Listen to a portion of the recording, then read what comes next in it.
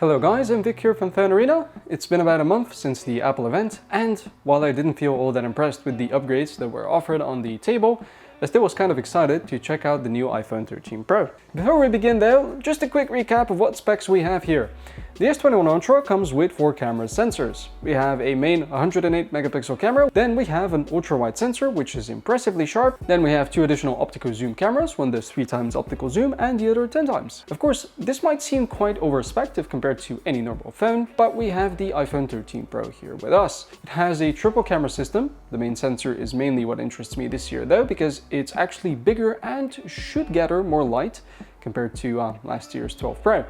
And the second camera is an ultra-wide one with a wider aperture, which should help with capturing more light and a better bokeh. And the third lens has a 3 times optical zoom. I decided to take a walk outside and see what I have.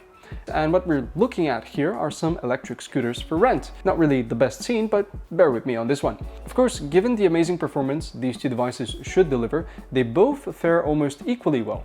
In fact, I don't think that I'd be saying the truth if I said we can see a massive difference here. Both the iPhone and Samsung captured the scene extremely well, but if you look a bit closely, for instance back at those surveillance cameras, you'll notice that the 13 Pro seems a bit sharper. The sky is, by the way, a bit better exposed on it. The same scene from an ultra-wide point of view paints a different picture though. The 13 Pro still does a bit more sharpening to the image produced, but that also results in a bit of an unrealistic scene. Let's not forget our goal though. We want to see the cameras in all possible scenes. So let's take a walk over to some larger object, preferably some nice and big building. Let's have a look at this one. I think it looks nice. While having a look at this shot now, interestingly, both devices apply the same amount of sharpening on the building itself. There's no discrepancies there. But if you look at the pavement right below, the iPhone this time around applied less sharpening. I also kind of prefer the colors of its image. If you check out the sky HDR-wise, both devices are quite comparable, but color-wise, the Samsung has a bit of a blue tint. But on the other hand, here's also why the iPhone failed in my eyes. If you have a look at some cars' paint, like there are plenty of cars, you just zoom in, you'll notice that it has more digital noise than the Samsung. And furthermore, if you look at the text in the center here, you can actually see how some very weird color grading has been done to it. It's actually so white, the text itself, that it looks as if I photoshopped it in there, which is a bit unrealistic. Of course, you can always fix colors in post, but it's still something to note. Otherwise, I also wanted to see the new improved 3 times optical zoom lens on the iPhone. It's ever so slightly more zoomed in than the Samsung, but I'd say they're pretty comparable. The only thing I'd like to add here though is that the iPhone is a bit sharper and the lines on the building end up quite more clear without any weird artifacts. Of course, Samsung does have a slight edge here. We have a 10 times optical zoom. Switching over to it shows a massive difference. The Samsung managed to capture quite a lot here, and what's even more impressive is its stabilization, which helped immensely in capturing the image. Now, as I was walking down the road, I turned to the right, and to my amazement, I saw a bunch of pumpkins on the grass. Now honestly, for a social media pic, I'd go with the 13 Pro. The colors are a bit more punchy and what I would post, but if you're more into cooler colors, the S21 Ultra is more in line with your vision. Otherwise, there are a lot of tiny details here, but both devices did a photo finish on them. But besides that, let's have a look at the rest of the lens, shall we? So let's have a look at how both of these bad boys do in indoor conditions. Unsurprisingly, at a glance, both images are superb given that I took them as quickly as I could. But also, the Samsung seems to have a bit more noise and it loses details in the shadows. So both are on par, but the iPhone has the edge when it comes to all the details. Color-wise though, I'd go with the Samsung since it's more accurate to what I was seeing at the time, and I kind of prefer the colors, Now, if you're wondering how things go when you have suboptimal light conditions, then you'd be delighted to know that I have a scenario for that here. For some reason, the S21 Ultra started to go down in sharpness and detail quite a lot. If you zoom in, the photos start to get a bit blurry. Otherwise, the image captured is quite decent on both devices. This is also one of the harder things for phones to capture because you still have enough light so as to not have night mode kick in, but at the same time you don't have enough light so as to fully utilize your teeny tiny sensor on your phone. So basically, yeah, it's a very hard thing for most devices to do. The ultra-wide sensors on all phones are also quite notorious for being worse than the main cameras, so it's no surprise that the image on both the 13 Pro and S21 Ultra is kinda bad. But interestingly, the 13 Pro loses out on too much detail here, and the Samsung takes the lead. You can also see that in the text here. Neither is really that good, but you can discern more on the S21 Ultra, whereas the iPhone is just a blur. Switching over to the zoom lens, I'd say both have done quite a good job with producing a meaningful image. The roof lines are straight and you can still see the leaves in the back, but here's the thing, I'd say the Samsung has quite a bit more noise than the iPhone, and that might be bad, but I've also noticed that the 13 Pro does quite a bit of artificial cleaning up, which simply destroys some of the detail in the trees in the back here. So, you know, you win some, you lose some. The 10 times zoom isn't exactly as good if taking an image, and honestly it does lose on a bit of quality.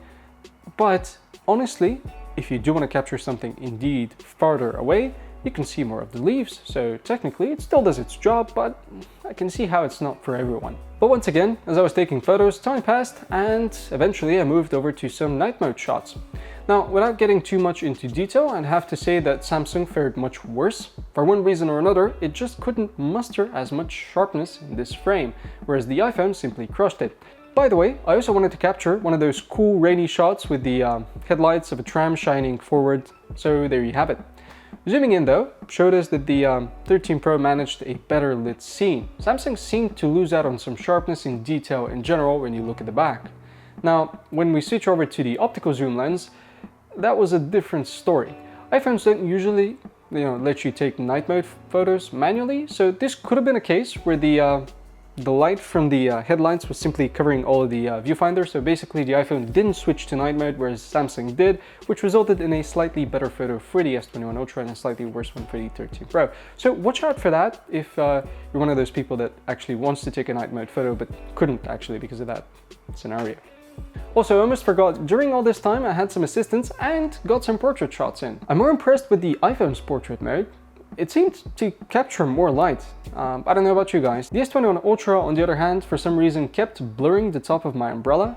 The wide image produced from both also seemed to tell the same story, which was surprising to me since I do think quite highly of Samsung's portrait mode processing. But enough of portrait photography for just a second. Suppose you're a tourist in the cold evening and you decide to take a couple of quick shots for your friends and family before you leave the next day. Well, come this way, I have to show you this one. The reason I think it's one of the coolest ones is because there are lights all around the building and the soft yellow colors make it pop so nicely. The 13 Pro made it quite saturated and I do like how it looks, but the color was more accurate on the S21 Ultra. Interestingly, the iPhone also lost a bit of detail, so I'd say this is a slight win for Samsung, but the building sure looks nice either way. I honestly can't see how either one of these phones can disappoint you here. The ultra-wide on both devices also exhibited the same response. Samsung kept more of the detail overall. Also, in case you're wondering, I did get a portrait shot near the building. The wide shot here is sharper and with more detail on the 13 Pro. You win some, you lose some, I guess. The zoomed in shots though came out a bit more equal. The iPhone managed more natural colors and a decent smooth shade to my skin, while the S21 Ultra captured more details and remained sharper. Selfies were also really identical on both devices. I didn't really expect that, but it's still cool to see. Maybe if I had to point out some kind of main difference, it would be that Samsung's front-facing camera produces more bokeh naturally, while the 13 Pro has a wider image mode for the selfies, which is pretty cool if you're out and about with friends. So with that guys, we can finally move on to the video quality of these two bad boys. I quite liked what both the S21 Ultra and 13 Pro managed to produce out of this rainy day. I'd say that the iPhone had slightly better video quality on the wide sensor, but I guess that would be minor. In all honesty, these two devices are so comparable. The stabilization, I'd say, is on par on both, even if in some cases you might think the iPhone is better. There are some cases where you think the Samsung is better. But interestingly, when you switch to the front-facing video camera, which I would like to show you a sample of this now, then you'd notice that for some reason the Samsung actually doesn't have as good of a stabilization in its front video mode, whereas the 13 Pro actually nailed it, spot on. There's a really cool new cinematic mode on the iPhone itself, and it's really nice. Some of the B-roll footage you saw in this video is from that specific cinematic mode, and it's pretty incredible what it can do with a minimal amount of effort. But in all honesty, if we had to be fair to it, yeah, then if you get a cinema grade camera, it's gonna do better, but it's still cool nonetheless. But on the other hand, if you're not really into focus tracking or stuff like that, you can get the S21 Ultra. It has a pro video mode. You can adjust ISO, shutter speed, you have focus peaking, and you can adjust your mic levels.